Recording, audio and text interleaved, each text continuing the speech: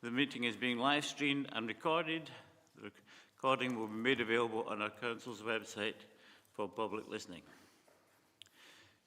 Members may notice that when you're calling members to speak, I will refer to them formally and using their title, e.g. Councillor Smith, so it is clear who are councillors and who, by process of elimination, are officer. Remote participants, please follow the good practice guidance, including muting microphones, switching off your video when you're not addressing the meeting.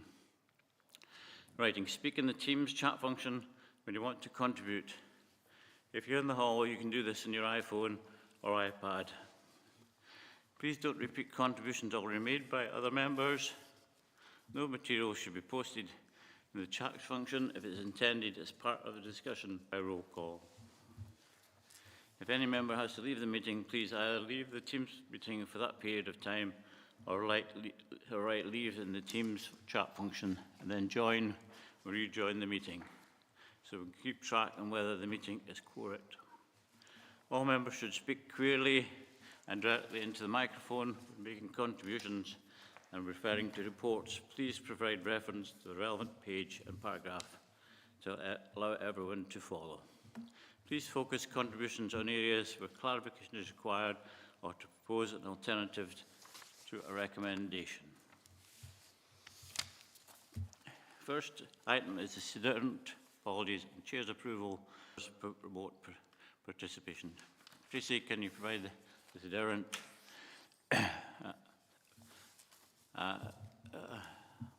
indicating who's participating remotely, and any apologies, please?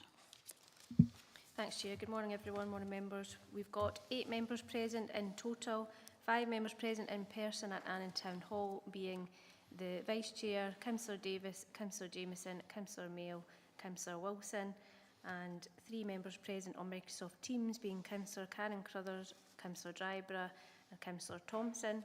Not present at the start of the meeting is the Chair, Councillor McGregor and Councillor Marshall, and we're also expecting 2 youth councillors, Ailsa McDermott and Connell Allen, hopefully join us later. Thanks, Chair.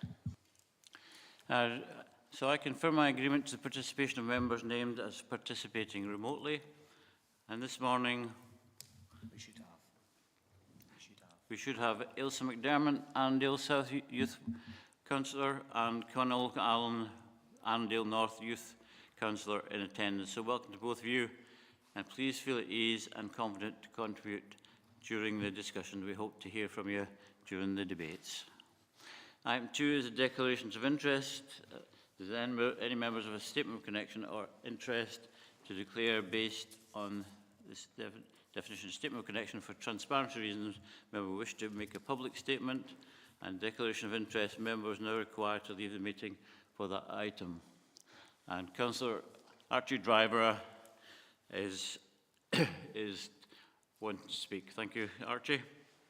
Thanks, Chair. It's just a statement of connection on item 11. I was the RBLS Secretary that applied for the funding for the Veterans Breakfast Club, although they were not a charity, it had to be done by a charity. So the statement of connection is that I applied on their behalf.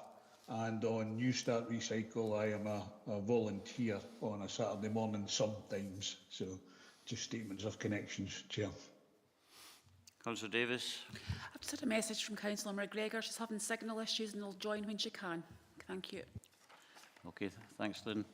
All right, and I've declared an interest in item 12, Annandale Eskdale Area Committee tackling property qualities fund allocations, and declaring as a member of Eastrix and Gretna Heritage Group, the Devil's Porridge Museum, and I will withdraw during that when that item number 12 is being discussed. Thank you.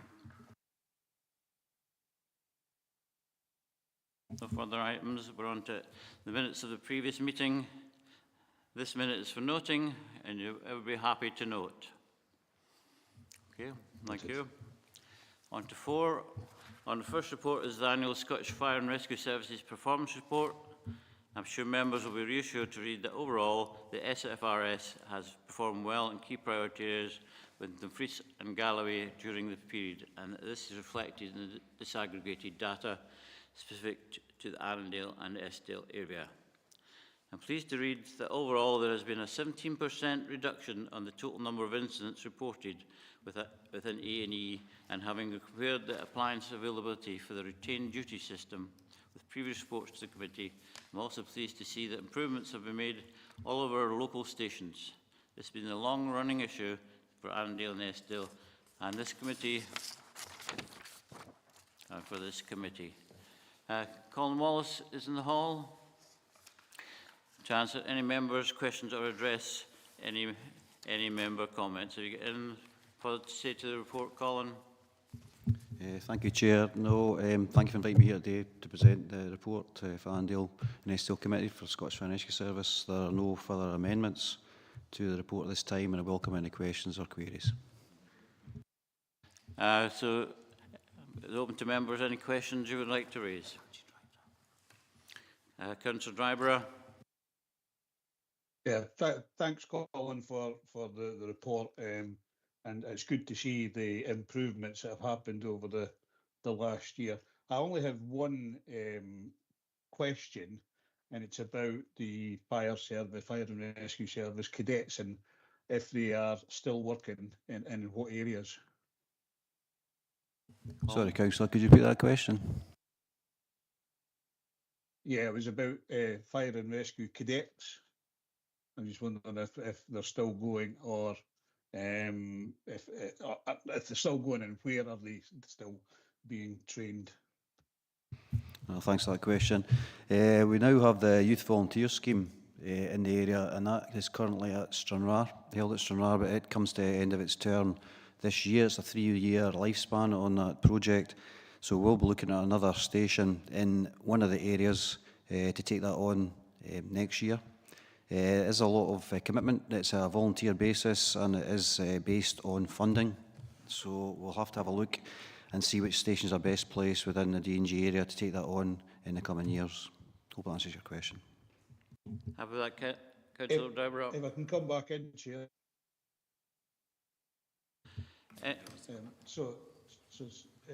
I see that in the second part of the report that you've got Boys to Men, which is happening at Lockerbie Academy, and I'm just wondering if there's an opportunity there to have a look at the potential for cadet forces. I have to say that, you know, I've seen the benefits of cadet forces in the many years that I've been involved with them. So if there's an opportunity there, it'd be brilliant to see that happen. Yeah, thanks for those comments, Councillor. I'll take that on board. Maybe explore that off with you off table, actually. It's a good idea. I would like to look at that myself for the area. Thank you. Okay, happy with that, Archie? Yep. Yep, thanks, Chair. Councillor Jimson caught my eye there. Thanks for the report. It's really encouraging to see. My question is, you mentioned in page 26, you've got a number of people that are retiring, and your recruitment process seems to be working quite well. In some situations, social care is probably a good example, is that when young people come in, they're so busy, they don't get enough time for the proper training. Do you find that a problem, or are you quite confident that the trainees are getting the required training and support, as well as doing their job? Yeah, thanks for that question, Councillor. Yeah, it's very close to my heart. I've spent the last 4 years in training. That's where I came from, and I'm very keen to have the training throughout the area, and some of them very proactive with. When the recruits come on to the station, they're on a 3-year programme of training. We call it the red, amber, green phase. So they train to the first, which is the red assessment, the second is amber assessment, and the green assessment. So if they successfully pass those phases, then they become a competent firefighter. And throughout those stages, they have logbooks, which are online now. They've been transferred online. We'd have to complete training throughout, which myself and the watch commanders, we monitor their progress throughout their 3 years.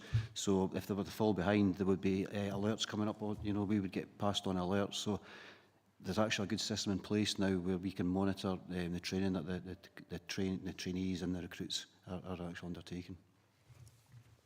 Just a quick follow-up. Yeah, no, that's great.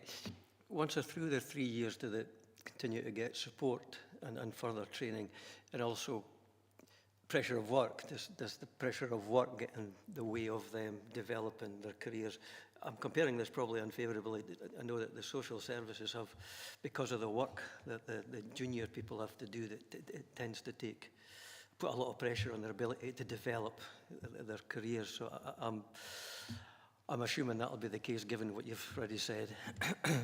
Yeah, there's many pathways that they can go once they become competent. We have a training for operational competence programme, which every quarter they have to complete, all station personnel have to complete. If you're within your 3 years, you have to complete a more complex version of that, a more complete version. And then once you're competent, you just have to do the refreshers after that. So the programme continues on once you're a competent firefighter. With regards to pathways to promotion, we encourage people to get on the promotion path or to take whatever pathway they want. There's a safe to manage role that we have where people that want to become a crew commander or a watch commander can enter into that programme, and we provide them the support and we get them involved with incidents and training also we have given lots of programmes to complete as well. Thank you, Chair.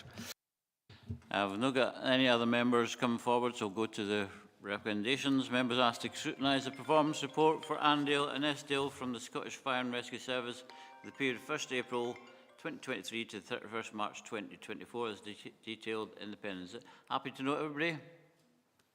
Yeah. So thank you very much, Colin. If you could pass our thanks to your colleagues for the hard work they're doing and the progress that you're making in difficult circumstances. Thank you very much, Chair. Thank you very much. We're on to 5, Economy and Development End of Year Assessment of Business Plans 2019 to 2023 Performance, 1st April 2023 to the 31st March 2024, and report by Executive Director Economy and Infrastructure. Our next performance report is from Economy and Development. This report covers performance over that period. As always, this report covers a range of services and projects that are vital to help our communities. There's a great deal of detail here that members will be very interested in across a number of major projects in our communities.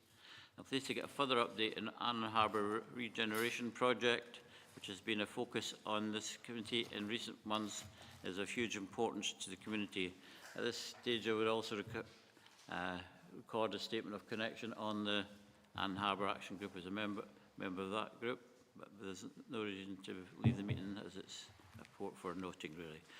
There's a great deal of detail here that members will be very interested in across a number of major projects in our communities. We've done that already. There's also detailed information in relation to the local housing strategy, and members will note that the meeting previously requested by this committee with the Chief Executive of Lorburn Housing Association was held on the 30th of August 2024. This meeting was a great opportunity to get a greater understanding of the key challenges that are currently being experienced. There's a commitment from Lorburn's Chief Executive to engage periodically with members of this committee to keep us informed. Stuart McMillan, Simon Fulthouse and Jimmy Litter are on Teams to answer any members' questions or address any member comments. So it's open up to the floor now.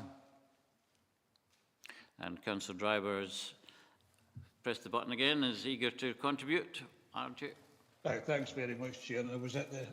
I was at the meeting with the Chief Executive of Lorburn, and one of the things that she did say was that she was looking at potentially buying houses on the market for renting in the future for her tenants. And I'm just wondering if I could ask Jamie if there's a process that we need to go through area committee to support that in going forward to either the housing sub or whatever it's going to be in the future. So I think it would be important for the area committee to support Lorburn's ask of getting some support from the Strategic Housing Improvement Plan funds. Who would like to take that question? Thanks, Chair. I'll take that question. Thanks, Councillor Driver, for the query just regarding the buyback scheme. The Strategic Housing Investment Plan that went to Economy and Resources Committee on the 3rd of September 2024 did include a specific policy in relation to buybacks. That sets out our approach to working with registered social landlords and the Scottish Government to buy any properties that potentially come up for sale. We have been delivering this project over a number of years so far, and there has been success in Annan, which was highlighted to Strategic Housing Investment Plan for one property to be bought back. But we are intending to work closely with social animals to maximise the availability of funds via that route. It's certainly a key opportunity to try and resolve some of the pressure on the housing market at the moment, and will form part of our Housing Emergency Action Plan recommendations, which will also be brought back to members via the Housing Subcommittee. Have we that, Archie? Yeah, that's great, Chair. If I can maybe come in on a second point, and again, it's about, again, the Lordburn situation with Murton Farm at Langham and also, you know, other potential future opportunities. I think the Chief Exec made it quite clear where the position was in Lordburn, and I think we should be supporting them to try and do the best that we can in the future. So I don't know if there's maybe a letter that we can send to Jamie or the Chief Exec or whoever, just to say that we fully support what Lord Burn is trying to do, along with the other RSLs, of course. Any response to that one? Yeah. Happy to provide that feedback directly to Kirstine McGinn at Lawburn Housing Association. I think that clearly the registered social landlords are appreciative of the support they receive from the council through the Affordable Housing Supply Programme. But I will feed that back to Kirstine directly. Thank you. Thank you. I've got Councillor Mail want to come in. Thanks, Chair. And on the back of Councillor Driver's comments, I think it's even bigger than just a letter about the Murtham Farm, because the question that is being asked in the community of Langham is, why have they been abandoned by not just this council, but government and everybody? Because several years ago, ministers visited the town and laid out a way forward and promised support. That way has been done to a point where a community plan was developed and promises were made. But when we came to things like borderlands and all that type of funding, suddenly Langham was 13th on the list and not the 3rd on the list, or one of 3 in Dumfries and Galloway that were supported. Suddenly they dropped to 13th and fell out of all the plans. So it is a community that is in free fall, and things have been done. I'm not going to deny that. But everything that's been happening has been to the detriment. The bus service now has gone down to every 2 hours instead of 1, so people trying to get to work in Carlisle can no longer do it. And every time we turn round, there is a problem. I mean, as far as I'm concerned, the Lordburn Murtham thing is dead.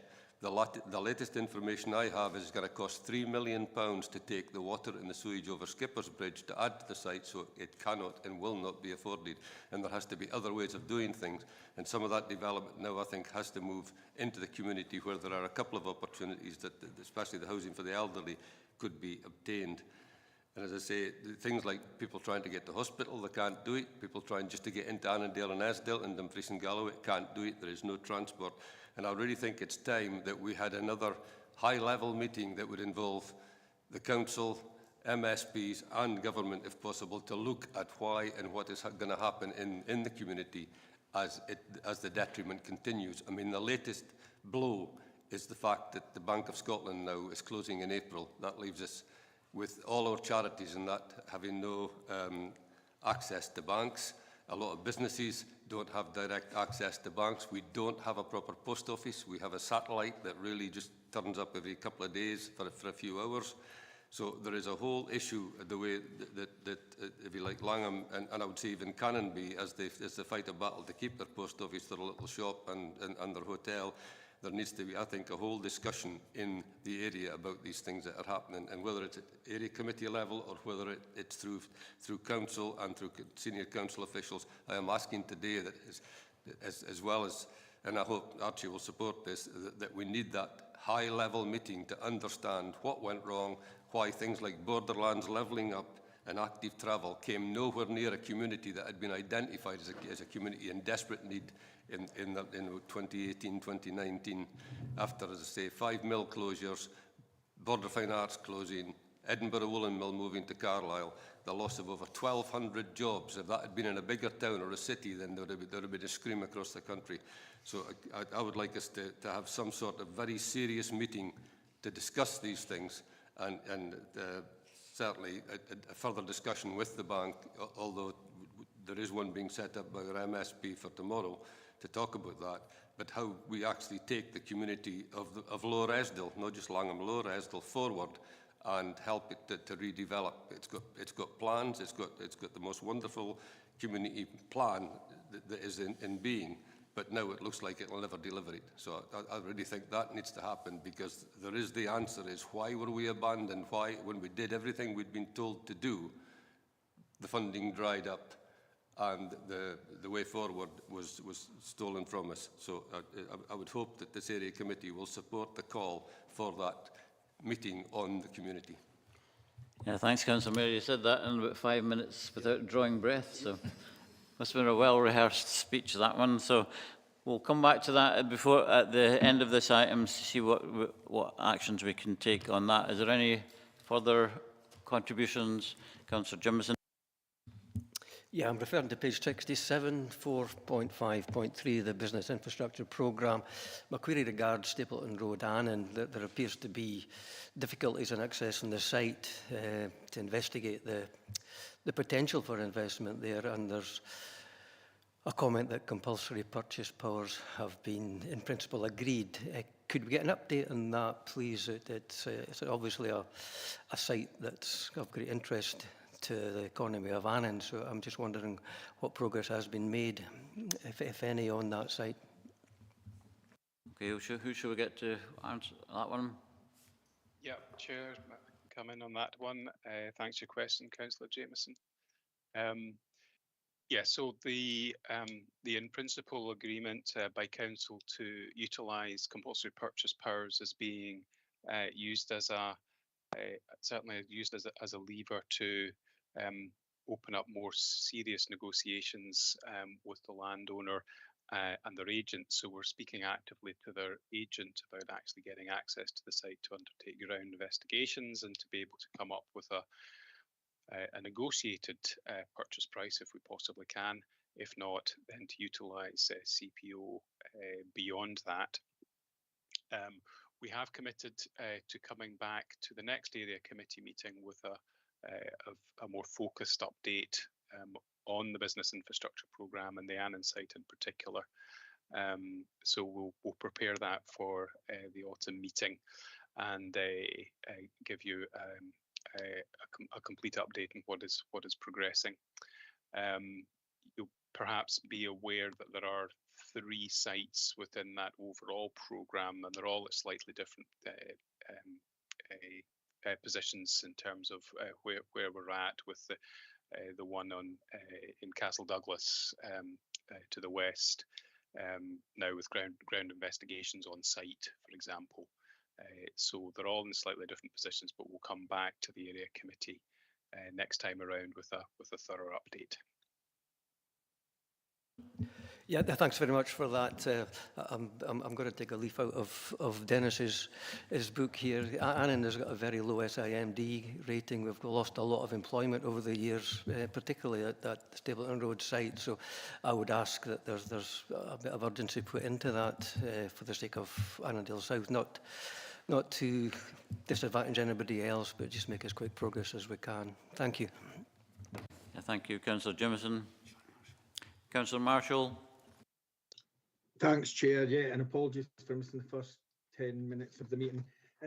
Just on, I think the first point, under the key achievements and projects, I'm just mindful that a couple of years ago that we set aside funding for the Victoria Hall's feasibility study, and I would appreciate maybe an update to the next meeting, or the next time that it comes up, because didn't seem to be much progress on that, and we did allocate funding and resources to look at the development of the feasibility study for Victoria Halls.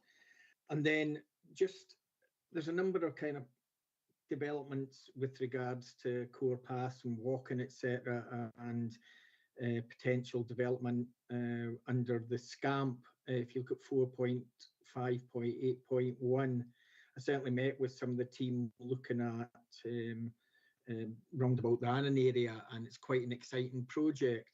And coupled with the kind of ongoing issues we're having with core path maintenance, which is identified at 4.5.10.1, where it says that there may be a requirement to reroute the path. I think that's maybe an issue that what I'm looking for is maybe with the SCAMP project, the issues with the core path, and then at 4.5.10.3, the work that's underway to have the coastal path, and also some of the kind of missing links, because obviously it mentions about the core path between Gretna and Annan, and there has been work done. So I think maybe the area committee would benefit from having maybe a report on or a more detailed kind of presentation on all these different projects that are going on. Thanks, Councillor Marshall. There's a few points there. We could start off with the first one. Who's want to come in that one? So on the point of the Victoria Halls, I think. Victoria Halls so yes, first. Victoria Halls first. So thanks, Councillor Marshall. We'll happy to feed an update back to area committee members post the meeting. Obviously, work was completed on a strategic outline case for the Victoria Halls. I think I'm going back here to actually just before I think I arrived in the council, actually. So I'll need to get a more thorough background and update on that. But there was work done on an outline case, but it hasn't advanced yet into a full feasibility study. And I think the issue there is, I think, as I recall, just the identification of what the potential end use or end users might be, given that there are some, I think there was some active and live interests being expressed through the Estates Department for the building's use. But I'll speak with the team and we'll happily provide a note post the meeting to around committee members, just to bring you up to speed with that. The next one was the core path at Newby. Was Simon on the line? Thank you, Chair, and through yourself. Yeah, thank you, Councillor Marshall. Yep, there is an awful lot of work that is kind of aligning at this moment in time around obviously sort of the SCAMP project, the opportunities for coastal footpaths. We are anticipating submitting to the National Heritage Lottery Fund the SCAMP bid in November, and would be delighted obviously for the team to come back and engage with local members to ensure obviously that you're fully sighted on what the proposals would be for the Annandale and Eskdale region. So would be happy to obviously sort of set that up in the very near future. Yeah, just to come back, and I think, thanks for that suggestion, Simon. I think we would benefit from that, because there is quite a lot happening. There's quite a lot of issues with the core pass, but also the coastal route, working in partnership with Southern Uplands, and also the exciting SCAMP project. So I think just more details to members and discussion around that would be appreciated. Have you come in the coastal path, Simon? Yeah, again, I mean, I think sort of, as I say, they are all interlinked, Chair, and therefore obviously sort of if members are minded, then we can make sure that we bring back a further detailed report or an opportunity for an engagement with members to ensure obviously that they're cited on the work that not just we are doing, but obviously our partners with the Solway Firth Partnership and Southern Uplands Partnership. Yeah, I think the latter, and engagement with members as well, would be probably would be the best way forward. Okay, thank you, Councillor Marshall. Nobody else wishing to speak? We could go back to the item on Eskdale and Lorburn. Is a way forward? Thanks, Chair. Yeah, so we've got noted here from Councillor Mayo the request for a meeting to be led by Economic Development involving all stakeholders regarding various issues around the Langham and their plan going forward. So I've got that noted as an action. In members' hands whether you want it actually minuted, but I have got it noted here as an action, and I will speak to Jamie offline about that, whether that's something he can arrange. And also the we're looking for the chair of this committee, I think it is, to write regarding the closure of the Bank of Scotland, to highlight the concerns of the area committee around the closure, and I'll have that in the minuted decision. If that helps. Minuted, Councillor Mail, Councillor Dryburgh. Chair, I want it minuted, but I think it's from the Chief Executive of the Council through MPs, MSPs, the people that attended the meetings that started the whole process in 2015, 2018, 2020, that made the promises that what they were going to do and what help was going to be there. I think it's at that level the meeting needs to be with business and that in the town, because that's where the promise was made. And as I say, it has now been broken totally, not even halfway through the community plan. And it really is, let's say, with the bank going, with Edinburgh Woolen Mill going, with Board of Fine Arts going, it is becoming more and more serious by the day.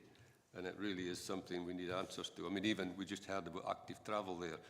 There's been a plan for a pathway and cycle route from Canonby to Langham, simple as that. It does not appear anywhere in the paperwork. It could also then be added into Gretna and even up to Esselmuir, so that we link the whole part of Annandale and Eskdale together, and we don't leave the Eskdale side out on a limb. So there is so much to discuss. Okay, thank you. Members, agreeable, we add a 2.4 recommendation that we follow Tracy's advice and wording. Are we happy with that? Okay. Thanks, Chair. So 2.4 will be to request that a meeting is set up by the Chief Exec, and will also the agreement to write around the Bank of Scotland closure. That's agreeable to everybody. So we can go back to the other three recommendations, which is 2.1, review the overall summary of performance for Annandale and Eskdale area from April to March, as set out in paragraphs 4.3 and 4 and appendix. And 2.2, consider the area-based achievements and developments as detailed in the key achievements section of this report, paragraphs 4.51 to 4.11, and 2.3, consider any aspects of performance to be referred to the relevant service committee. So I think we have reviewed, considered, and considered these items. So are we happy with that? Yeah. Okay. Agreed. So the next report is in relation to Chapel Cross Power Station Redevelopment Project, which was requested by this committee at our last meeting, touched on already today. There's been a lot of publicity around the Chapel Cross Power Station in recent weeks and months, and therefore it is pleasing to have this detailed report before us. It would be helpful to receive regular updates to future meetings of this committee, so I think that's important action. Stuart Milne is still in teams to answer any members' questions or address any member comments. So members, any other comments or questions? Councillor Jimson. Yeah, I'm really pleased to see this come forward to the area committee. I think it was ourselves that asked for this. I see Helen's been working very hard on this. Archie chairs the Chapel Cross Stakeholders Group, and I'm the vice chair, and it's quite a comprehensive and ambitious programme. What I would like to ask Helen, for the benefit of all members here, is that what is the potential scope and timescales of the initiative?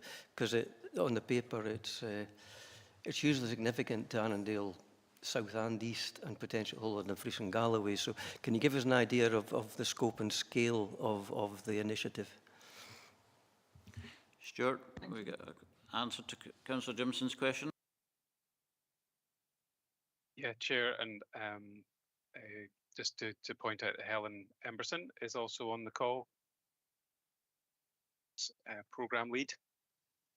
And as Councillor Jameson asked her the question, she will have all the necessary timescales and site areas to hand, quite sure. So I'll pass to her and come in where I can to support. Okay, thanks. Thank you, Chair, and thank you, Councillor, for the question. It is a huge programme, and what we're looking at really is in the phase one, we're terming it is 54 hectares to the north of the site. It's a really substantial section of the land, and the Nuclear Decommissioning Authority has just gone out for a request for proposal for a strategic development partner to shape that. So we anticipate that they will return their responses to that process.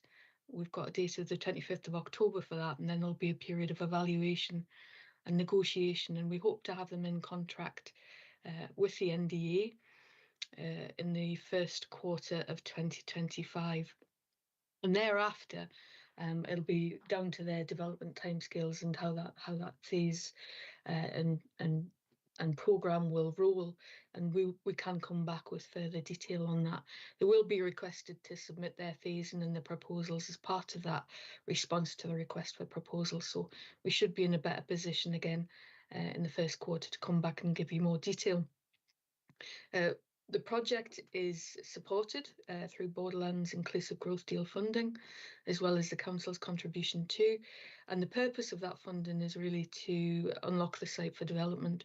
So to mitigate part of the risks that anybody would face in taking that site on, and really give us a little bit more of a level playing field with a lot of the development sites that are available in Scotland and in fact through the United Kingdom that have different economic levers at their disposal. So for the Borderlands Inclusive Growth Deal, again, there needs to be that collaboration between the strategic development partner and ourselves and the wider community, just looking at the improvements that are going to make that site available in a competitive manner. And again, there's a chunk of work to do there to go through the outline business case and full business case process, but we anticipate that would be concluded by July 2027 in terms of signing off that FBC and then actually starting the works on the ground. And to get us to that position, there's a lot of design and development work needs to happen before that submission takes place. In the meantime, it's obviously everybody's really keen to sort of see boots on the ground and things happening. So there are a couple of elements that are coming forward a little earlier, perhaps.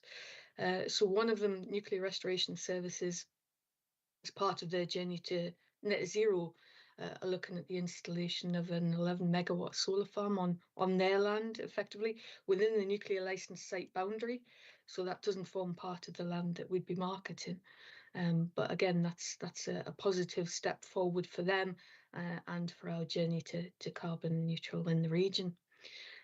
Additionally, South of Scotland Enterprise has purchased 6.46 hectares across on one of the old runways where the old Oakland site was. And because they're not necessarily bound by the HM Treasurer Green Book as we are, they can accelerate a little faster. And there has been very healthy interest in the land that they have. And I think it's possibly fair to say that had there been more land available to them, there would be interest to address that also. So we anticipate that SOSI land can come forward a little bit sooner. So again, that you could see the activity on the site. I say sooner, it's still a slow process in terms of development, but that is progressing quite nicely. Thank you. Thank you, Helen. Councillor Jimson's happy, and Archie's wanting to follow on, I think. Councillor Archie Driver. Yeah, thanks very much, Chair, and I hope you can hear me okay. I've had to swap from my laptop to my phone now because of the connection up here in Edinburgh. Obviously, we've just heard the news about GB Energy going to Aberdeen rather than Chapel Cross. I'm just wondering if there's anything that's happened that the UK government would like to see happening in Chapel Cross. I don't know if there's any sort of response to, the leader's letter or anything like that. Got a response to that one? Yeah, thank you, Councillor Driver. Again, we were devastated to hear that news last night, and we are hoping to put a letter back out and perhaps re-engage again just for additional support in. Obviously, there are issues of depopulation in the region and everything that you advocate for. So really, it just gives us that opportunity to go back and ask for further meetings and further profile. Thank you. Good. Okay, thanks. Happy with that, Councillor Rybrow. Yeah, thanks, yeah. Councillor Thompson.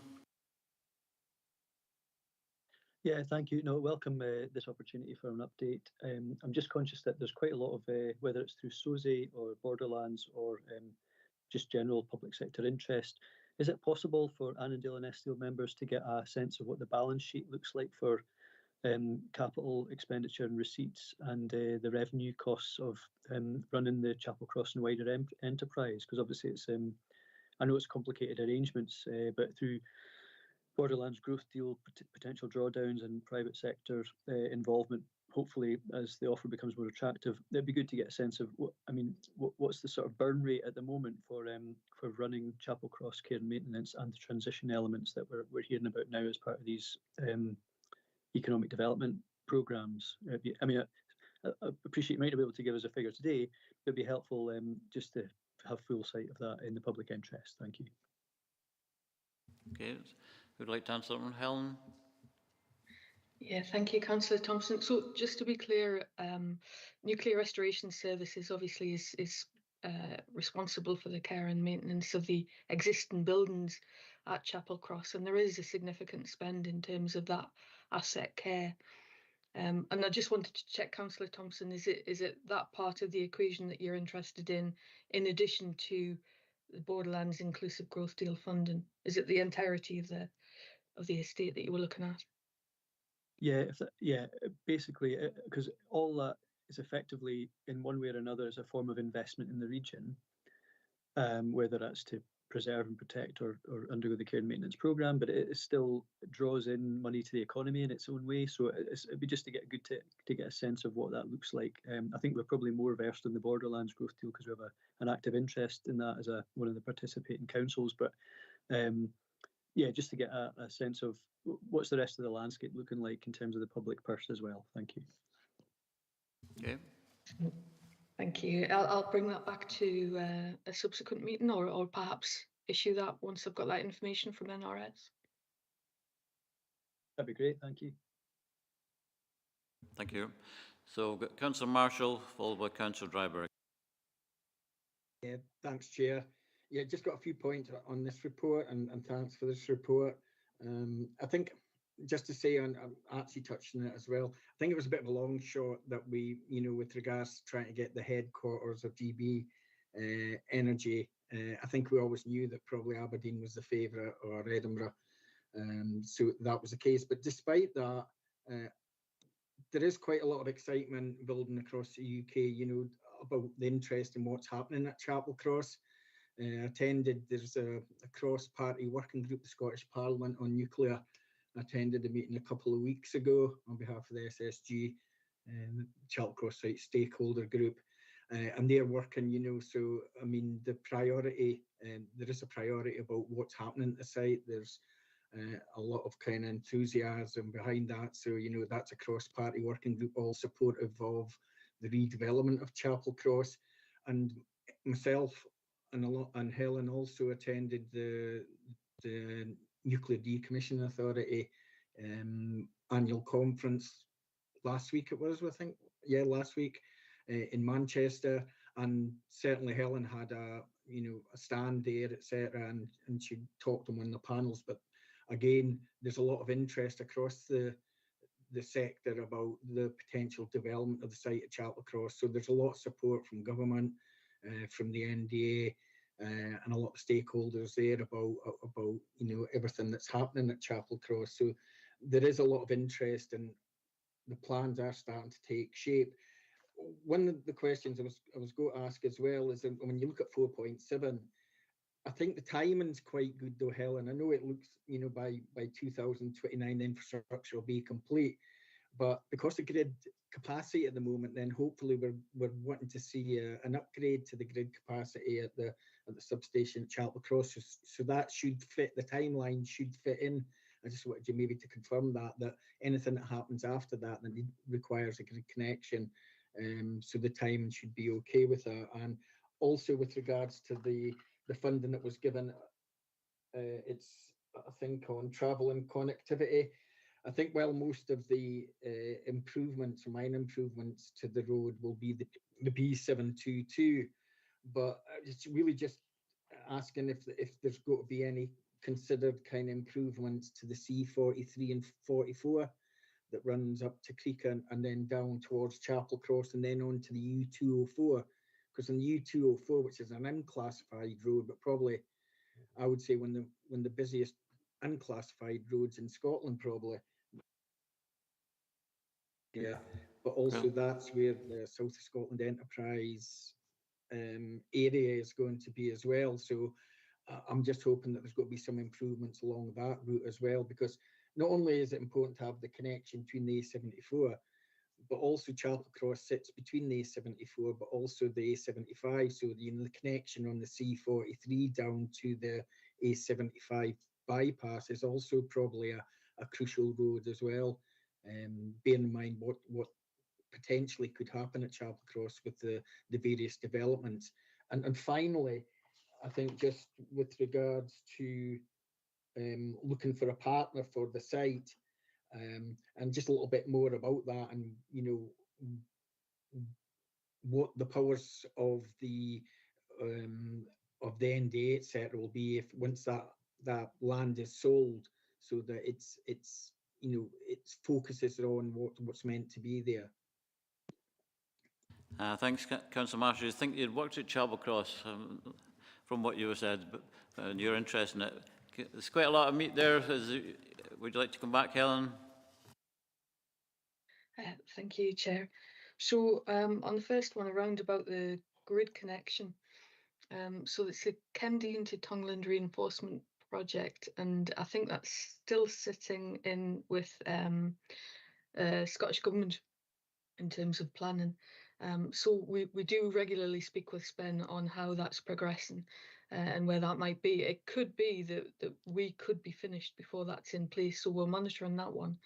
And then in terms of contingency, I suppose where we're headed is that there are a number of green energy initiatives in the locale and not too far away as well. And there's the opportunity for a private wire arrangement where that supplier directly supplies energy into the host buildings or manufacturing or hydrogen development, whatever that may be. And actually that ticks a lot of boxes too, just in terms of the green credentials of the site. So it's one that we're monitoring quite carefully with SPEN. The second one was on roads, and sure, sorry, Councillor Marshall, you're quite correct in that we've been very much focusing on the road north for the B722, that connection up to junction 20 on the A74M.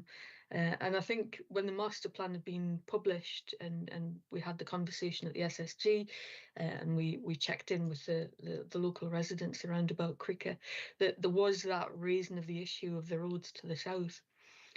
So what we think it would be prudent to do is just take a second look at that before we go and commit to any design works going forward, just to be sure that we're absolutely doing the right thing. And then when that strategic development partner comes in via NDA, again, the way in which they develop the site and the potential routes and offtakes and what that might mean will come into play too. So I think we need to take a breath and just double check in on that before we go off and completely clarify and clear that scope of works going forward. And then your last point was really on the Nuclear Decommission Authority and the separation of the land. So the way in which the deal will be configured is that these requests for proposals will come in, they'll be evaluated, and we'll have a voice on that evaluation of the quality element of that, though not the commercial. As will SOSI too. And what we're really looking for is the alignment with the master plan, the credibility of the development partner, the track record, them having done it before, and them having, I suppose, sufficiently deep pockets to be able to come and bring that private sector development leverage in addition to the public sector funding that has been outlined. So again, it could be too risky just to believe what they say and sign the land over immediately. So there'll be a heads of terms land arrangement in place until such time as the plans have progressed to a sufficient level, and at that point the land can go across as freehold. So those particular arrangements will belong within the remit of the NDA. And we will continue to discuss and be part of that. We've got a regular land strategy workshop with them. happens on a fortnightly basis. So as partners, we're all involved. We know what's happening. We know where things are. And that we've got a voice in there to make sure that we're not going to, I suppose, land with something that doesn't necessarily meet what we're looking for. And whilst we don't own the complete authority for that, we do have a voice in there. Brilliant. Thanks, Ellen. And can I just add just a couple of points to that as well, Councillor Marshall. So Helen sort of talked through quite a lot there in terms of all the checks and balances that are in play here, which are really important. And there's and just for your awareness and other members' awareness, that the very recent work that's been completed on the master plan, the development framework for the site. That the plan is to incorporate that as specific planning guidance within the local development plan. And the next committee meeting of economy and infrastructure will have a look at that, and the recommendation will be that that master plan becomes part of the LDP, so that starts to set the framework for uses and for layout very broadly of the site. And the other part is the whole business case process and the Borderlands funding. So the deliverables of this site are very much the things we want to be able to measure in terms of the numbers of jobs created, the amount of land redeveloped, etc. And those are the key tests that the Borderlands funders will be applying through the whole of the business case evaluation process to come.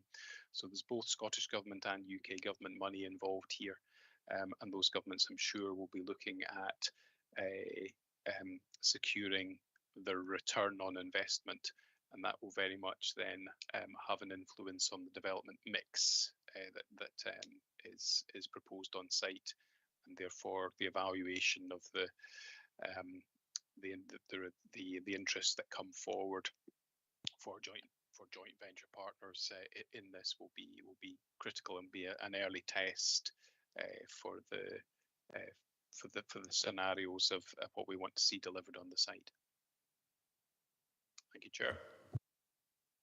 Thanks. Are you happy with this comprehensive replies from Helen and Stuart? Councillor Marshall? Yeah, that gives a lot of reassurance, Chair. Thanks. Okay, Councillor Driver on, but he's taking his hand down. You still want to come in, Archie? Yeah, if you don't mind, Chair, it's just to agree with what Councillor Thompson says. I think there's, all the different partners within this massive project do have their own accounts, and those can be, organised and seen on the different websites of the returns that they actually do when they do their annual returns on their accounts. But it would be good to see, the whole partnership, how it actually affects each other, and what sort of funding are we looking at there. So I agree with Councillor Thompson. If we can get an action to do that, that would be great. So we've got an action there from that. We've got a note of that one. Right, I'll throw my penny tuppence worth in. Just relating to this is obviously separate from this is what was called the Magnox Socio-Economic Development funding, and I know that this is still an existing fund which helps local organisations to create economic regeneration in the area. I know a couple of organisations locally who've been trying to make contact with the fund to engage with them to see if there's funds available to advance the projects. So it seems a very difficult thing to contact them and discuss the projects. So I don't know the best way forward to engage with this fund at an area committee level. Somebody want to come in on that? If I can come in, Chair, obviously as the SSG Chair, we discussed the socio-economic situation along with Chapel Cross. And if the organisations wish to contact Claire Aitken, she's the local contact for that particular fund up at Chapel Cross. And I'm sure she will help as best she can, the organisations that you mentioned. I think people have been trying to contact Claire and other members at a national level as well. So I don't know if you could put some pressure on Archie for them to get in touch with. I'll maybe send you an email and you can maybe take it up with them if that's possible. Yeah. I'll do that, Chair. That'll probably be the easiest way, and I'll get in touch with the NDA as well, because there is a link between the NDA and the NRS, Socio-Economic Fund. Okay, I'll be in touch with you, Archie, okay? Thank you. Can we move on to the recommendations? Members asked to note the progress being made by project partners to develop and bring forward the redevelopment of the former Chapel Cross power station. We've noted that, and we've got some action points from Tracy. You've got a note of the action points? Okay. Are we happy with that then? Move on to item 7, end of year assessment.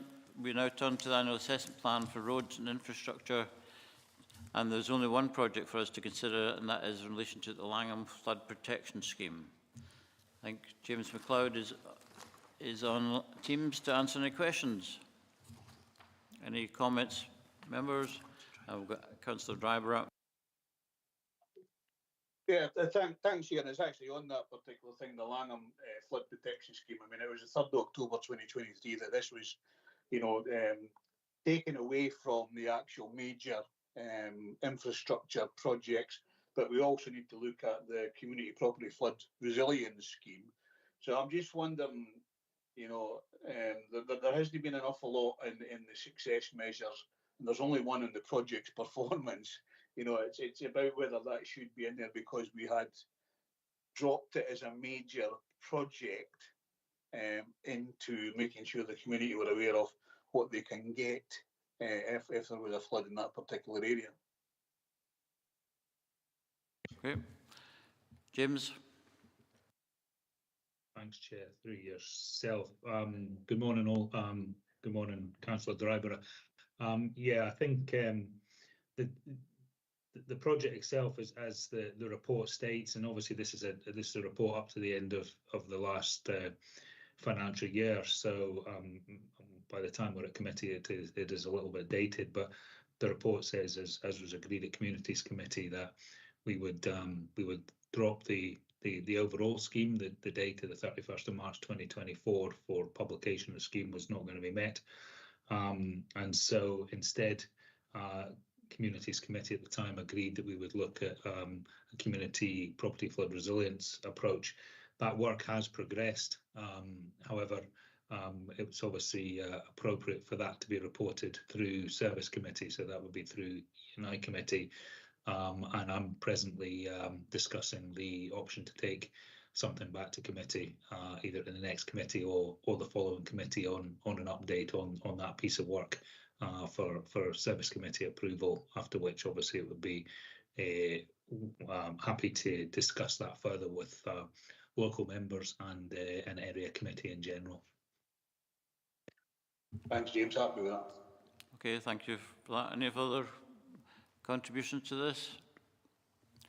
No, then we'll move on to the recommendations. Members asked to 2.1 review the 2023-24 12-month summary performance for the Annandale Eskdale Committee. And 2.2, consider the area-based achievements and developments as detailed in the key achievements section of this report. And 2.3, consider any aspects of performance to refer to the relevant Service Committee. And we have reviewed and considered. Happy with that? Okay. Thank you. Thank you very much, James. Thanks for that. And we're moving on to 8. We now turn to the annual assessment for Neighbourhood Services Plan 23-24. I think it's important that this area committee recognises the achievements of the service, and particularly highlight the significant volume of marriages administered by the team in Annandale and Eskdale, handling 18% of all marriages that took place across Scotland in 2023. It's good to see that marriage is still an important institution in our society. It's also important to understand the vital services being delivered by our financial well-being and revenues team, and the assistance they provide to some of our most vulnerable customers and families.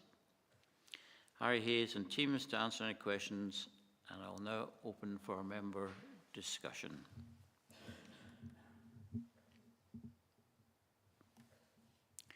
Anybody want to come in on this one? No? We'll get off. Is there anything you'd like to say, Harry, before we go? Archie. Yeah, thanks, Harry, for the presentation.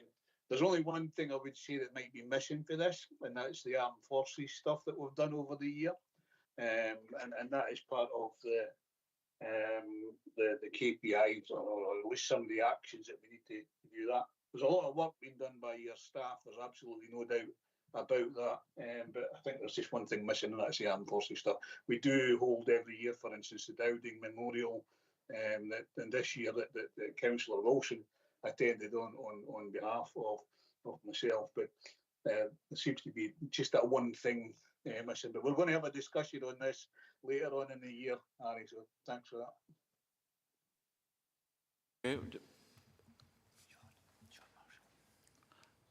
I take it that was just a statement, Councillor Driver. Councillor Marshall? Yeah, Chair, really just to say there's a lot of positive, this is a positive report with, details, quite a lot of things, positive things that are happening within the region, not only in, on services offered to people across Annandale and Eskdale, but also, the development of staff, and the successes they've had. I think one area to welcome particularly is with regards to the number of attendances at indoor sports facilities across Annandale and Eskdale, a 22% above target is something that should be commended, and hopefully it'll be going in the right way from now on. And also, an increase in of 37.1% in games hall attendance at Annan Pool. So after COVID, I think we're getting back, to what it was before, and hopefully we can see ongoing increases in people using the facilities that are provided by Annandale and Eskdale. Harry, want to come in? Yeah, thank you, Chair. Yeah, just I'll comment on the very positive trend of attendances increasing, and certainly as a kind of commentary, when we set the targets post-COVID, clearly it was quite difficult to anticipate whether things would fully come back to pre-COVID arrangements. So very pleased to say that Annandale and Eskdale, as Councillor Marshall's commented on, as well as the rest of the region, that is certainly the trajectory that we're experiencing, and we want obviously to maintain that as much as possible. So I think the facility staff have done an absolute fantastic job to welcome people back. They've also customised their approach to make sure that perhaps some of the more vulnerable groups that have used the facilities that had particular issues or concerns have been very proactively addressed. So I think all in all, that's a big part of why we see the positive trends that members have got in front of them this morning. Thank you, Chair. Thank you, Harry. Sean, Mr. Councillor Marshall and Dad. No, just to welcome that, and also probably as well, there has been significant investment in certain facilities as well, so that should be welcomed as well. Okay, thank you very much. We'll go to the recommendations then. 2.1, review the 2023-24 12-month summary performance for Annandale and Eskdale area as set out in paragraphs 4.3 and 4. And 2.2, consider the area-based achievements and developments as detailed in the key achievements section of this report, paragraph 4.51 to 4.57. And 2.3, consider any aspects of performance to refer to the relevant service committee. And we have reviewed and considered. Are we happy with that? Agreed. Okay. We're on to item 9. Is the annual assessment for governance and assurance service plan 23 to 24. And Nick Evans is on Teams to answer any members' questions or address any member comments. So it's open to the floor.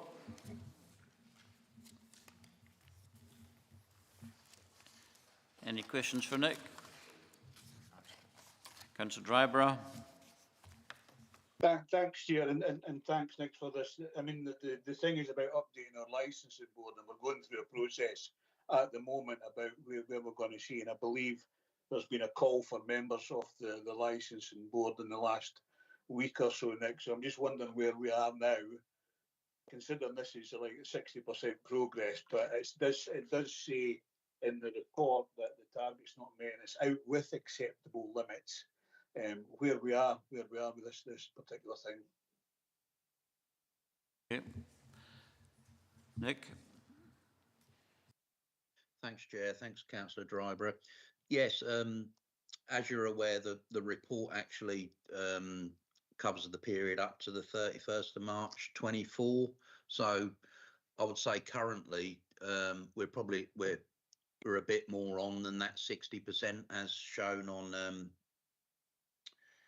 in the report. In fact, there's a report going to council on the 3rd of October, as you've said, to do the formal appointing of members to the new licensing board. So essentially, I see that project being concluded fairly rapidly, sort of early on in October, given council meets on the 3rd.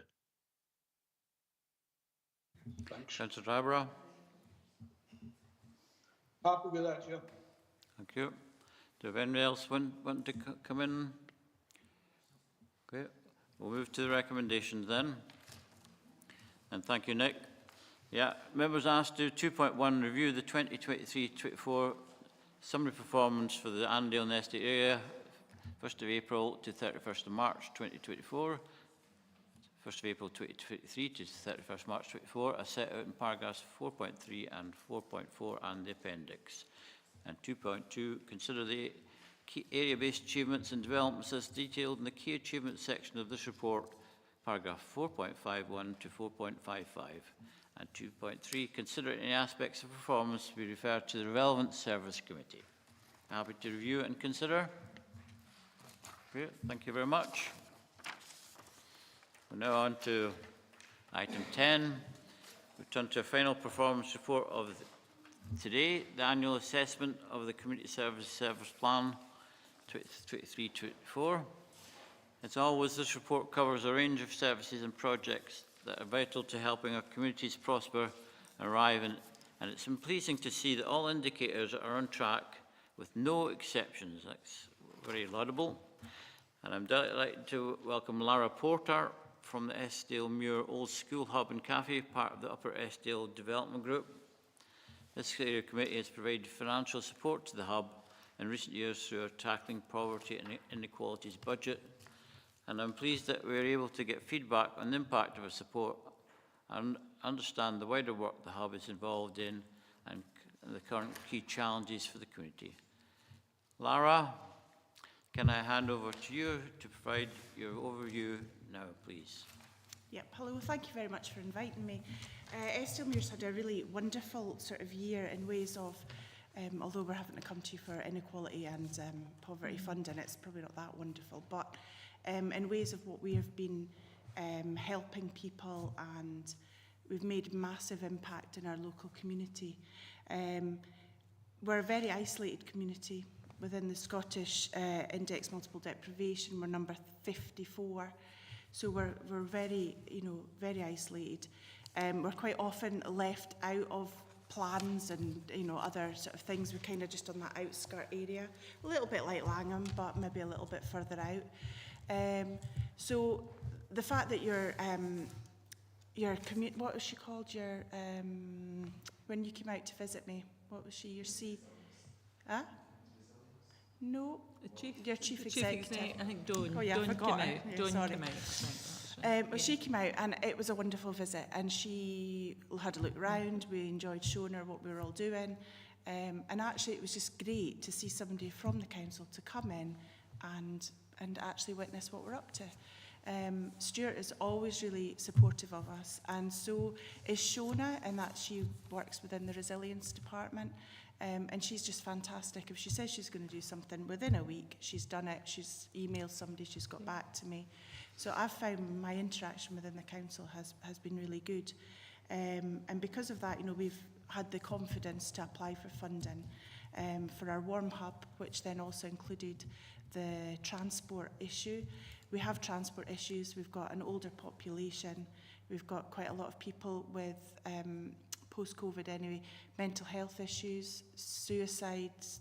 We're having to keep an eye on a couple of people for suicides.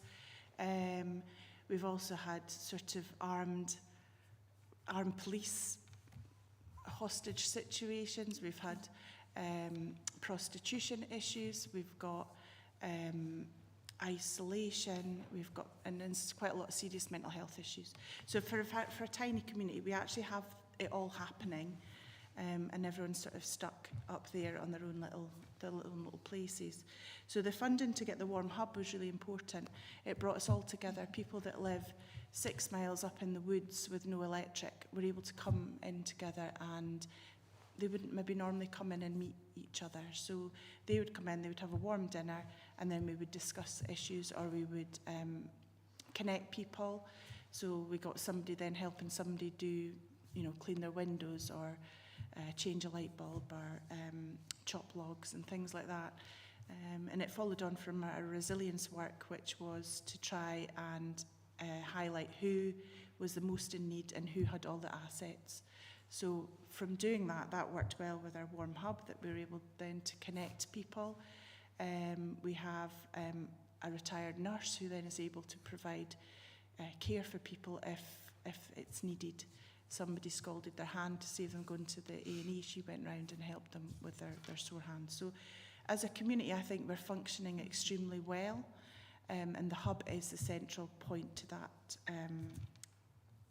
Monks, farmers, young mums. We've got 17 young people, like people under the age of 16 in Eskdale now. So we started to put a mother and toddlers group. That's all come from that £3,750 that we got from you for the warm hub. So it's maybe, you know, I think it's important to let you know how good this money is and what impact it has. It also allowed us to identify that during the summertime, we got people that live outside, you know, that don't have mains water.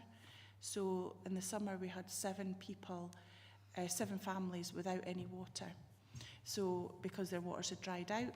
So part of that was then I applied for the funding for the laundry to try and facilitate our community, because people were then washing in the river, which the river was low, and then they ended up getting bad tummies and they didn't have any water for their toilets. So it all ended up a bit of a messy situation. So I saw that it was really important for us to, one, we sort of liaised with the council to get water brought in for people to drink, and then we were like the collection point, and then also we put in for a laundrette, because we've got a family that live off grid, and they were struggling. It's their choice to live off grid, but it's good when they've got young children in the schools to try and help them. Also, because of the sort of children that we have in our community, a lot of them were split, and so we have 12-year-old over here who goes to Lockerbie, and a 12-year-old over here that goes to Langham, but they never ever have any opportunity to get to know each other. Their families have maybe just moved to the area, so we put in and bought and sort of created a youth corner within our exhibition space, and with that money we bought a PlayStation 1 for them, and we've bought some stuff for young kids to play with, and it's amazing now that when their families come from maybe the pool and a pint night on a Friday night, the kids come and they go online, and then they'll play, they'll meet, so that's the first time they've met each other and whatever, and then they've formed a friendship, and then they go online and play with their friends that they wouldn't normally be able to online at school. And they also do their homework. One of them's severely dyslexic, so I quite often end up getting involved in homework on a Friday night. So it's quite important. The money has been, £1,000 and £800 which maybe isn't a huge amount on the big picture, but it's made a massive difference within Eskdale Muir. And so I'm really happy to come and let you know that it is much appreciated. And people do. I did ask somebody to come along and represent, you know, the community, but there's a little bit of a stigma because they don't want to say that they have to come and have free food. They don't want to say that they rely on us for their children to go online or whatever. So I couldn't quite persuade anybody, but the impact that we have is massive, and the importance of the hubs like at Eskdale Muir is the impact that we have isn't measurable at the minute, I don't think. And that's, we're not just, you know, they're all over Dumfries and Galloway, these little hubs, but we need a way of being able to measure what we provide to a community, because I think we provide a lot more than what's ever thought. And if we had a financial figure for it, we would be able to, you know, I wouldn't have to be scraping about to try and find funding for my post in 3 months' time when I run out. Do you know, I think it would be, you know, if we were able to say what we are providing financially, in financial terms, we would be we'd be given the money quite quickly, I think. What else was I to say, Stuart? I had written lots down. I suppose, you know, we also had funding for our local place plan, which is going well. However, our issue with BT, which I think Lynn's involved with, that we've not had any internet coming up for 18 days now. So that we had no way of people buying things up at Eskdale Muir. We've had no way at the hub. We've had no internet, no phone lines, and they've just cut us off. And that's changing us to cloud-based, but it's an issue which is highlighted to me as resilience. We are really vulnerable if we don't have electric and if we don't have mobile phone reception, because we don't have that. They didn't realise, BT don't seem to realise that we actually are in a black spot and we have nothing if they're not switched on. So by doing that, though, I've found that within our community, you know, there's about 10 people in a similar boat. So coming into winter, we are concerned if we're all going to go cloud-based, how are we going to be resilient when it's snowing or we've got no electric? Then we have no communication, we've got nothing. So I think that's a sort of region-wide issue when we all go cloud-based. And our local place plan's looking good. And I suppose our challenges going forward are funding. Funding coming from wind farms is not easy. And it could probably be done slightly better. But what we do get is fantastic, so we can't really moan too much. And I can't, you know, I suppose just our resilience and things are going to be our biggest challenge going forward in funding. So if there's any questions, I would really like them. Yeah, thanks very much, Lara, for that. It sounds like everything's going on in Eskdale Muir, but certainly the Hab and Cafe are making a real difference there, and they are meeting the challenges of rurality head on. So well done. Want to come in? Yeah, thanks, Chair. And first, to say to Laura, well done, because as I say, as we attend community council meetings and that, we find out what's going on, and the hard work that's going on is amazing. But you still do have that massive problem year on year of funding, keeping the hub open and making it work. I mean, from the council, the fact that the old school was turned into the hub has been tremendous value to the community, because without it, I'm not quite sure what would have happened, because the hall couldn't cope. But as I say, it is that big issue that if the funding dries up, then the project falls. And that is the most serious part of this for what is a very rural community. And I mean, you touch on the digital thing. Well, I see a massive problem coming as everything goes digital for phones and things like that. There is going to be a massive problem, I think, across rural areas in Scotland, well, probably Britain, and it's something that needs to be looked at. But just pleased that you're there and you're keeping up the hard work, and obviously any support that through yourself we can give you, I hope we can. Yeah, no, thank you very much. Councillor Driver wants to come in. Yeah, thanks, Chair, and thanks, Laura, for the presentation. I think importantly that I think it was it was the first thing I'd done as a councillor on the Saturday after I was elected. I actually handed over the Eskdale Primary School to the hub, and it was, since then you've seen it grow and grow, and you know the excellent work that the community have done up there, along with all the employees and the volunteers up in Eskdale. And I agree with everything that Dennis actually says. I think, you know, the issue of the very rural communities that we've got in Dumfries and Galloway is going to come up, no doubt, in the future. And I was pleased to hear Laura talk about the challenges that the Eskdale Muir Actual Hub actually has. But you know, and again, as Dennis said, if you need any help, we're always there at the end of the phone, or we'll come up to the hub and discuss things with you. No, it'd be great. Yeah, no, it would be good. It's every day is a new day up there. There's always something special comes up for us to deal with. Thank you again, Lara. I said keep in touch, but it might be difficult with having no internet. Well, you know, I'll get my little pigeon out for you. So that was excellent. Thank you. So we've got the rest of the report to consider. We've got Harry here online and Liz Manson in the room to answer any member questions or address any member comments. So I'll open up to members for any further thoughts on that report.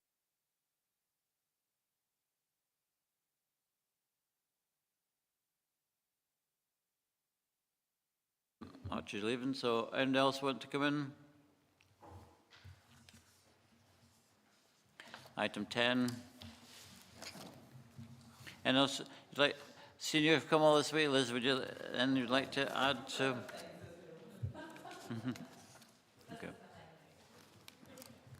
Okay. Okay, well, thank you very much, Harry and Liz, for attendance. I'm sure people will think of questions as soon as you've left, but so, yeah, we'll go to the recommendations on item 10. I was asked to 2.1 review the 2023-24 summary performance for the Annandale and Eskdale area, and set out in paragraphs 4.3 and 4.4 and the appendix. And 2.2, consider the area-based achievements and developments as detailed in the key achievements section of this report, paragraph 4.51 to 4.57.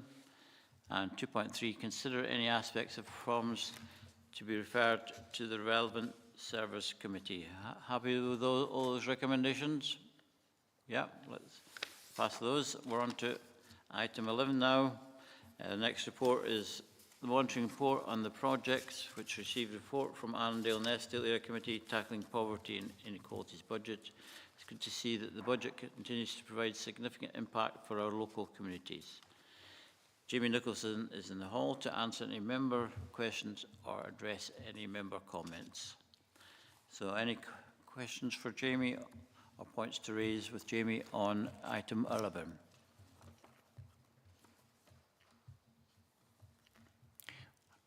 Right, no, so yeah, members are asked to 2.1, note the performance monitoring information from projects initiatives that received support from the Annandale and Eskdale Area Committee tackling poverty and inequalities budget in 2023-4 as detailed in Appendix 2, and 2.2, note that the final budget carried forward to 2024-5 is £5,960 and 21 pence, as outlined in paragraph 4.9.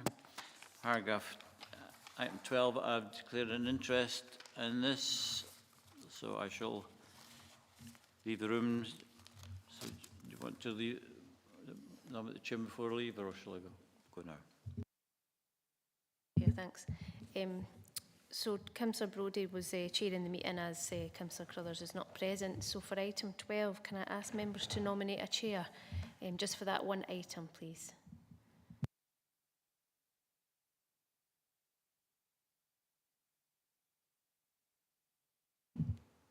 Nomination for Councillor Mail. Are you happy to chair, Councillor Yes, Mail? providing I can read without my specs, but never mind. Forgot my glasses. Thanks, Councillor Mail.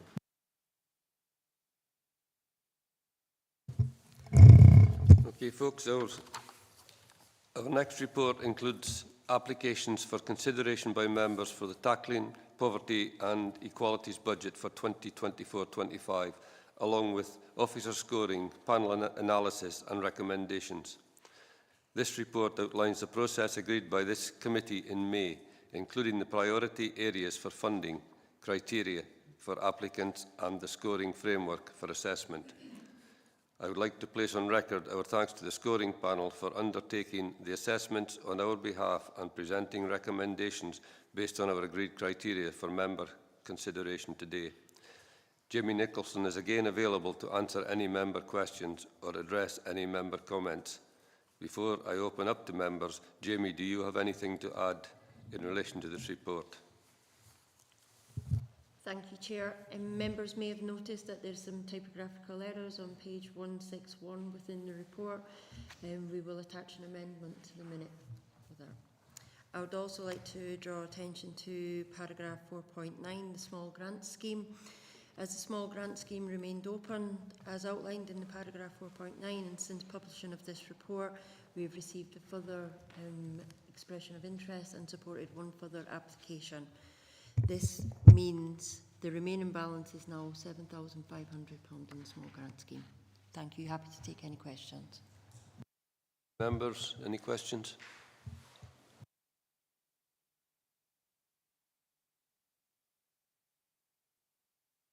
Nobody coming forward? No. Okay, can we just go to the recommendations?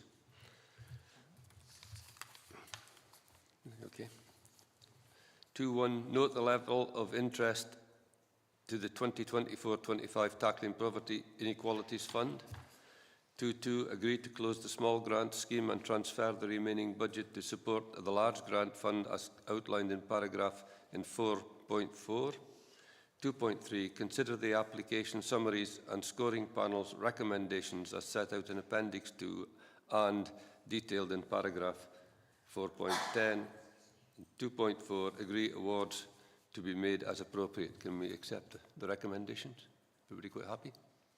Okay, agreed. Thank you.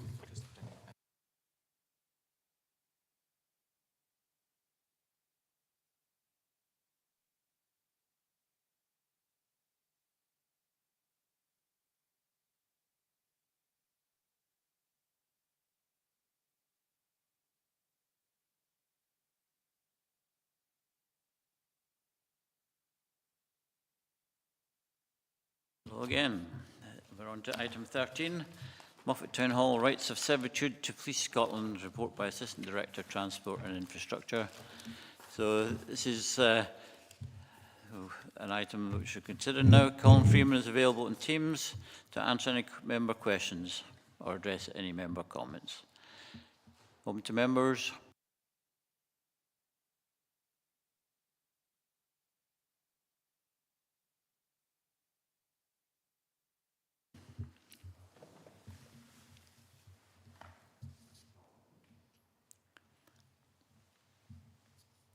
Councillor Thompson. Thanks, Chair. Just welcome this report. It's been a long time in the making, so happy to go forward with the recommendations. But just in terms of the, when does this actually take effect? If I could just get that clarity. You know, is there a further sort of legal process to go through, or is this the end of it, and then that's it done? Thank you.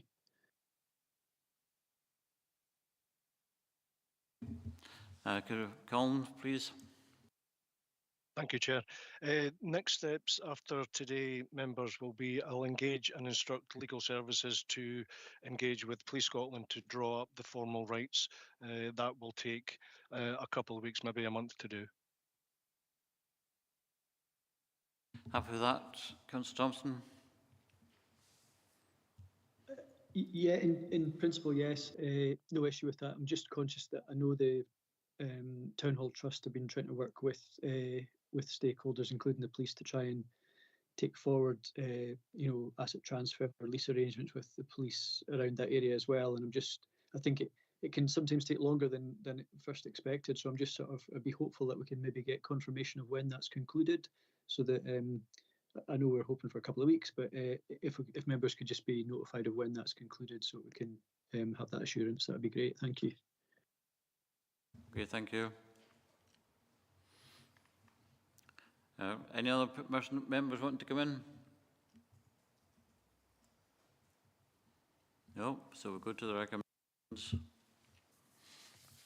Our members are asked to note the agreement of this committee on 27th of March 2024 to approve the formalising of rights of access over land at Moffat Town Hall to Police Scotland as detailed at paragraph 4.1.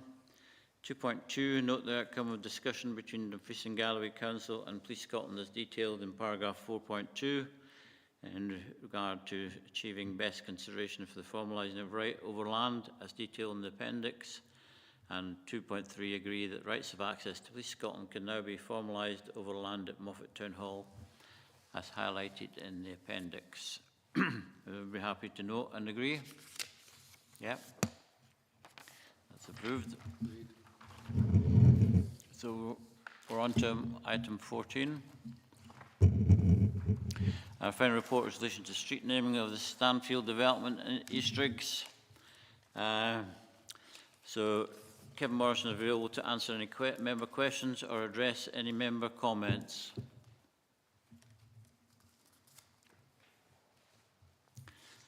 Any comments? Yeah, I will maybe make one comment on this as a local member for Annandale South and East Riggs. It's got the recommended Darwin Street, Darwin Crescent, Darwin Place, Darwin Close and Darwin Grove. It's not, I think maybe we could come up with some other names on this, apart from Darwin. It's to meet names of the Commonwealth. There's quite a lot of other names of places in the Commonwealth which aren't recognised in East Riggs. I wonder if we could defer it to the local members to come up with some other names. Okay, if you can come in, Kevin. Yeah, no, as you said, the report is based on the Commonwealth names. Obviously, the reason for the report is to allow street naming to be approved. Once the street naming is approved, that will allow service connections to the development. So just to be mindful that any delay could have an impact on the functioning and the construction of the works on site. So just wanted to bring that to members' attention. Thank you.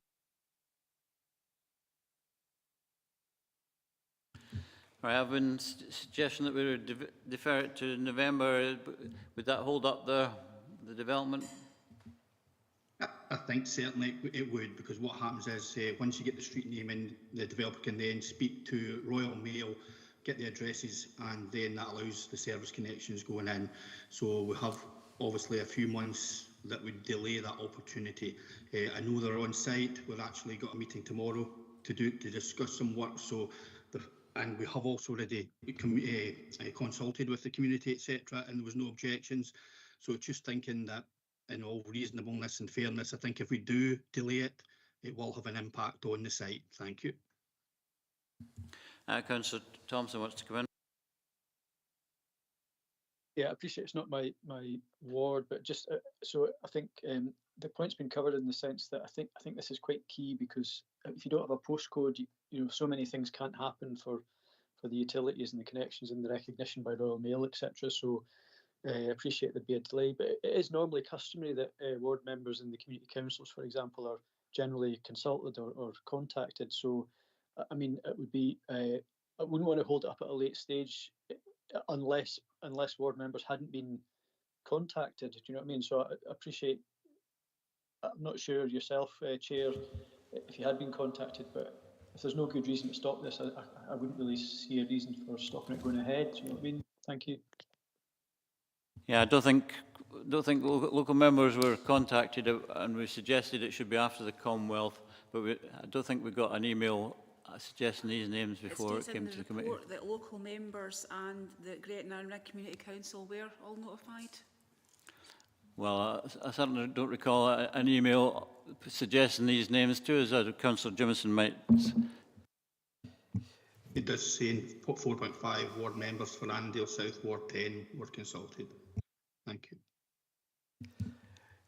you. Well, I can't recall getting an email. I may have missed it. Chair, we were sorry, Councillor Marshall here, we were contacted and I was the one that responded to the email. Yeah, was that with the specific names, Sean?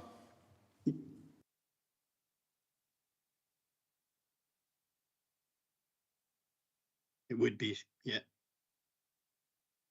Sorry. No, you'd be consulted with the proposals and the specific names. It would have given you the plan, showing you the outline of the road and the names of the roads proposed. Thank you. Right, if you happy you were consulted, Councillor Jimison? Yeah, if I missed the email, I apologise.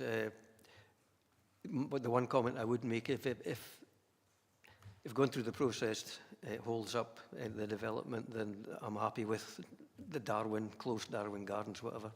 I think they'll quickly become local knowledge anyway, so I've no objections to the proposal.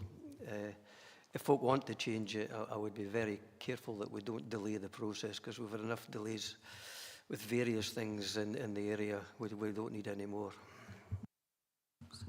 Could you want to come in, Councillor Marshall? No. Okay, it's good to go to the recommendations then, and we're being asked to agree to the 3 street names as in the recommendations. We're happy to accept that? Yeah. Okay, thank you. So, item 15, any other business deemed urgent by the Chair due to need for a decision? So I have no urgent business, so that concludes the meeting. Could I thank you all for your contributions today? It's a surprise to be in the Chair, but it was an enjoyable experience, and I hope we've conducted the business expeditiously. The next meeting is 26th of November 2024. So thank you very much. Thank you. Thanks, Chair.